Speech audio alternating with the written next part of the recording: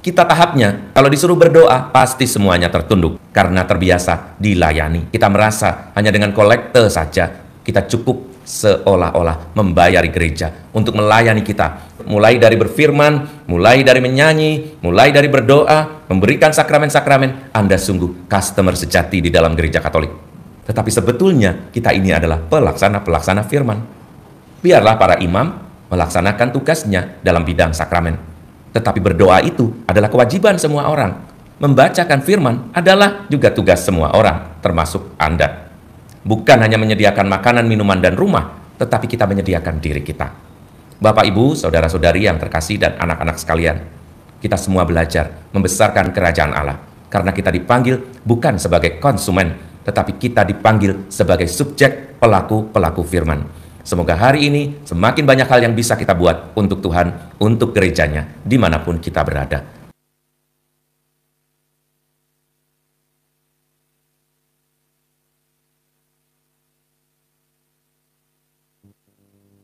Bapa dan Putra dan Roh Kudus. Amin. Tuhan bersamamu. Saudara-saudari yang terkasih dalam Yesus Kristus, hari ini adalah hari peringatan wajib Santo Andreas Kim Tae-gon, Imam Santo Paulus Chong Ha-sang, dan kawan-kawan martir Korea. Marilah kita siapkan hati supaya kita pantas di hadapan Tuhan. Saya mengaku kepada Allah yang Maha Kuasa dan kepada saudara sekalian bahwa saya telah berdosa dengan pikiran dan perkataan, dengan perbuatan dan kelalaian. Saya berdosa, saya sungguh berdosa. Oleh sebab itu, saya mohon Santa Perawan Maria, pada para malaikat dan orang kudus, dan kepada saudara sekalian, supaya mendoakan saya pada Allah Tuhan kita. Semoga Allah yang Maha Kuasa mengasihani kita, mengampuni dosa kita, dan mengantar kita ke hidup yang kekal. Amin. Tuhan kasihanilah kami. Kristus kasihanilah kami. Tuhan kasihanilah kami. Marilah berdoa. Allah Bapa yang Maha Murah, Engkau berkenan memanggil orang di seluruh bumi untuk diangkat menjadi anak-anak-Mu. Darah para martir kudus Santo Andreas Kim Tae-gon dan kawan-kawan telah Engkau jadikan benih yang amat subur sebagai umat Kristiani yang baru. Semoga kami dikuatkan berkat bantuan para kudus-Mu ini, dan sambil mengikuti teladan mereka, kami maju dalam segala kebaikan dengan pengantaraan Tuhan kami, Yesus Kristus, kini dan selama-lamanya. Amin. Bacaan dari kitab Amsal. Hati raja laksana batang air di tangan Tuhan, yang Dia alirkan kemana saja Ia kehendaki. Setiap jalan orang adalah lurus menurut pandangannya sendiri, tetapi Tuhanlah yang menguji hati. Melakukan kebenaran dan keadilan lebih berkenan di hati Tuhan daripada korban. Mata yang congkak dan hati yang sombong, yang menjadi pelita orang jahat, adalah dosa. Rancangan orang rajin semata-mata mendatangkan kelimpahan, tetapi setiap orang yang tergesa-gesa hanya akan mengalami kekurangan. Memperoleh harta benda dengan lidah dusta adalah kesia-siaan yang lenyap dari orang yang mencari maut. Hati orang fasik mengingini kejahatan dan tidak menaruh belas kasih kepada sesamanya. Jika si pencemooh dihukum, orang yang tak berpengalaman menjadi bijak. Dan jikalau orang bijak diberi pengajaran, ia akan memperoleh pengetahuan. Yang Maha Adil mengawasi rumah orang fasik dan menjerumuskan orang fasik ke dalam kecelakaan. Siapa yang menutup telinga bagi jeritan orang lemah tidak akan menerima jawaban kalau ia sendiri berseru-seru. Demikianlah sabda Tuhan. Syukur kepada Allah. Bimbinglah hidupku ya Tuhan menurut petunjuk perintah-Mu. Bimbinglah hidupku ya Tuhan menurut petunjuk perintah-Mu. Berbahagialah orang yang hidupnya tidak bercela, yang hidup menurut Taurat Tuhan. Bimbinglah hidupku ya Tuhan menurut petunjuk perintah-Mu. Buatlah aku mengerti petunjuk titah-titah-Mu, supaya aku merenungkan perbuatan-perbuatan-Mu yang ajaib. Bimbinglah hidupku ya Tuhan menurut petunjuk perintah-Mu. Aku telah memilih jalan kebenaran dan menempatkan hukum-hukum-Mu di hadapanku. Bimbinglah hidupku ya Tuhan menurut petunjuk perintah-Mu. Buatlah aku mengerti, maka aku akan memegang hukum-Mu, dan dengan segenap hati aku hendak memeliharanya. Bimbinglah hidupku ya Tuhan menurut petunjuk perintah-Mu. Biarlah aku hidup menurut petunjuk perintah-perintah-Mu, sebab aku menyukainya. Bimbinglah hidupku ya Tuhan menurut petunjuk perintah-Mu. Aku hendak berpegang pada Taurat-Mu senantiasa, untuk seterusnya dan selamanya. Bimbinglah hidupku ya Tuhan menurut petunjuk perintah-Mu. Haleluya, haleluya,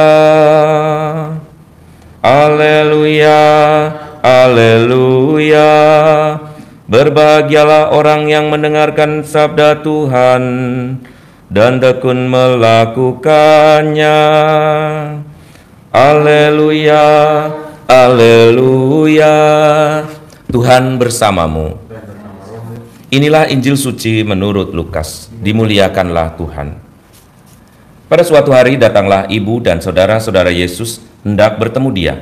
Tetapi mereka tidak dapat mencapai dia karena orang banyak. Maka diberitahukan kepada Yesus, ibu dan saudara-saudaramu ada di luar dan ingin bertemu dengan dikau. Tetapi Yesus menjawab, ibuku dan saudara-saudaraku ialah mereka yang mendengarkan sabda Allah dan melaksanakannya. Demikianlah sabda Tuhan. Terpujilah Kristus. Saudara-saudari yang dikasihi oleh Tuhan, hari ini kita akan belajar menghargai perilaku, perbuatan, karya-karya kita, dan tindakan-tindakan kita. Kadang-kadang orang berpikir bahwa hidup ini adalah takdir yang sudah digariskan oleh Tuhan. Apapun yang kita lakukan, semuanya hanyalah karena Tuhan sudah memutuskannya. Tetapi sebetulnya tidak demikian. Tuhan ingin kita bekerja sama membangun dunia ini. Dia menciptakan alam semesta dan juga menciptakan manusia yang mempunyai kehendak dan berbeda dari binatang dan juga dari tumbuh-tumbuhan, karena Dia tahu manusia bisa membuat kisah di dalam hidupnya. Manusia bisa memutuskan dan berkehendak sesuatu, dan itu akan merubah nasibnya. Kalau kita hanya percaya bahwa semuanya hanyalah karena rencana Tuhan belaka, maka kita akan menjadi malas untuk melakukan perbuatan baik. Barangkali kita suka mendengarkan firman hanya sebagai untuk melegakan saja, tetapi kita tidak suka melakukannya. Surat Yakobus dengan jelas mengatakan hal ini, bahwa iman tanpa perbuatan pada hakikatnya adalah mati. Maka berhargalah perbuatan-perbuatan itu. Tuhan Yesus dalam Injil Lukas yang hari ini dibacakan mengatakan, ibuku dan saudara-saudaraku ialah mereka yang mendengarkan sabda Allah dan melaksanakannya. Dengan begitu Tuhan Yesus mau menegaskan, mendengarkan saja belum cukup, tetapi kita perlu melaksanakannya. Kalau pelaksanaan firman menjadi penting, berarti kita dihargai, baik pikiran-pikiran kita, pendapat-pendapat kita, dan juga terutama tindakan-tindakan kita. Karena satu orang, dunia ini bisa rusak. Begitu juga karena satu orang, dunia ini bisa selamat dan lebih baik. Kita mau menjadi seperti apa? Apakah kita ingin membangun dunia ini karena niat-niat baik kita dan bekerja sama dengan Tuhan, lalu menjadikan hidup bersama menjadi lebih baik, atau sebaliknya? Saya kira sebagai orang yang beriman, kita inginkan yang pertama, bekerja sama dengan Tuhan untuk melakukan perbuatan-perbuatan baik. Di seluruh perjanjian lama, hal yang sama juga dikatakan, bahwa sikap dan perbuatan bangsa Israel menentukan sekali keselamatannya. Dalam perjanjian baru, semua surat dan terutama sebetulnya adalah Injil sendiri mengatakan hal yang sama. Perbuatan-perbuatan mula, perkataan-perkataan mula, bahkan pikiran-pikiran kita, itulah yang menentukan keselamatan kita. Kenapa begitu? Apakah Tuhan menjadi berkurang kekuasaannya karena kita melakukan sesuatu? Tentu saja tidak. Karena Tuhanlah yang menciptakan kita. Pikiran-pikiran, hati, perasaan, perkataan, dan organ-organ tubuh kita yang bisa kita pakai untuk melakukan perbuatan baik. Tangan kita, kaki kita, dan bahkan bahasa tubuh kita. Percayalah bahwa kita mampu menyelamatkan diri kita sendiri, tetapi bersama dengan Tuhan. Bersama dengan Tuhan berarti mendengarkan firman. Bersama dengan Tuhan berarti mencari pedoman dan mencari dasarnya di dalam iman. Andreas Kim Tae-gon bukanlah seorang imam. Andreas Kim Tae-gon dan kawan-kawannya adalah awam yang membesarkan gereja di Korea. Berkat kegigihannya, berkat kegagahan, ketangguhannya, bahkan berkat pengorbanannya, gereja di Korea bisa menjadi besar. Anda tahu jumlah imam Katolik di Korea Selatan dan jumlah imam Katolik di Indonesia sama. Padahal jumlah penduduk di sana dan di Indonesia pasti jauh banget bedanya. Mereka hanya sepersekian saja dari orang Indonesia. Tetapi kekatolikan bertumbuh di sana justru karena umatnya tidak bergantung hanya kepada imam, tidak bergantung hanya kepada pimpinan gereja, tetapi mereka bekerja bersama.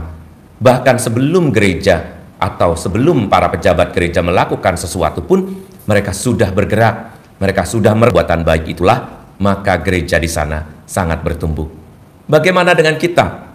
Kita tahapnya, kalau disuruh berdoa, pasti semuanya tertunduk, karena terbiasa dilayani.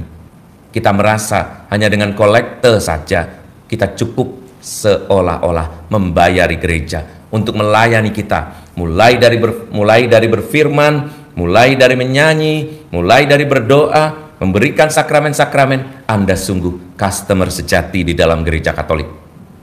Tetapi sebetulnya kita ini adalah pelaksana-pelaksana firman.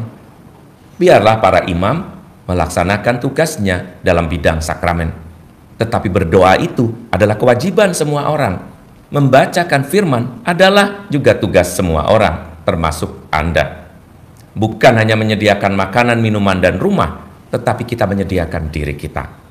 Bapak, Ibu, saudara-saudari yang terkasih dan anak-anak sekalian, kita semua belajar membesarkan kerajaan Allah, karena kita dipanggil bukan sebagai konsumen, tetapi kita dipanggil sebagai subjek pelaku-pelaku firman. Semoga hari ini semakin banyak hal yang bisa kita buat untuk Tuhan, untuk gerejanya, dimanapun kita berada. Tuhan memberkati. Amin. Agunglah misteri iman kita. Setiap kali kami makan roti ini dan minum dari piala ini, wafat-Mu Tuhan kami wartakan hingga Engkau datang. Setiap orang yang mengakui aku di depan manusia, aku juga akan mengakuinya di depan Bapakku yang di sorga, sabda Tuhan. Marilah berdoa 3 kali Salam Maria untuk keselamatan dan kesejahteraan dunia. Salam Maria, penuh rahmat, Tuhan sertamu. Terpujilah engkau di antara wanita, dan terpujilah buah tubuhmu Yesus. Santa Maria, Bunda Allah, doakanlah kami yang berdosa ini, sekarang dan waktu kami mati. Amin. Allah Bapa, sumber kekuatan, kami telah menikmati santapan yang menguatkan dalam peringatan para martir yang kudus. Kami mohon dengan rendah hati kepadamu, semoga kami setia mengikuti Kristus dan berkarya dalam gereja untuk keselamatan semua orang, dengan pengantaraan Kristus Tuhan kami. Amin. Tuhan bersamamu dan bersama rohmu.